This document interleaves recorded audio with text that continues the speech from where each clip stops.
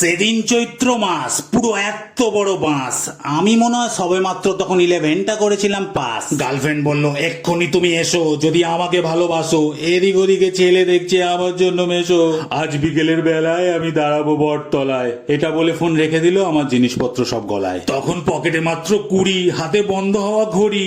এখন আমি টাকার জন্য কাকে বলো তো ধরি। ভাবলাম ঘঞ্চুকে গিয়ে বলি, ওর সামনেই খাপ খুলি, রাস্তাও ঠিক দেখিয়ে দেবে, না হলে অন্তত গলি। ঘঞ্চু বলল, ভাই তুই একটু পরে আয়, ততক্ষণ আমি দেখছি কদ্দূর কি করা যায়। 250 দিল জোগাড় করে, একে তাকে ধরে বলল, এনে ভাই এটা নিয়ে ফেটে পড় চুপ করে। ঘরে চুপচাপ দিয়ে হামা, ব্যাগে ভরলাম কটা জামা। বললাম একটা বই কিনতে হবে, 50 দেবে গো মামা। এভাবে 400 জোগাড় করে বসে পড়লাম সাইকেল ধরে।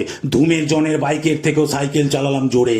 দেখি মুখে ওড়না দিয়ে দাঁড়িয়ে পিঠে ব্যাগ নিয়ে। বললো, আজকে তাহলে বিয়েটা করে নি, চলো মন্দিরে গিয়ে। মন্দিরে সিঁদুর দিলাম গিয়ে, আমাদের হয়ে গেল গো বিয়ে। বললাম মেজো মামার বাড়িতেই চলো, ওখানেই যাই তোমাকে নিয়ে। দেখে আমাদের মামি ওর গালে দিল হামি। বললো, দেখো আমার ছোট ভাগ্নেটা হয়ে গেছে গো স্বামী। পেরিয়ে গেল বছর প্রায় 13। আমি চাই না কিছু আরো, ছেলে মেয়ে মিলিয়ে এখন সংসার আমার বেশ বড়।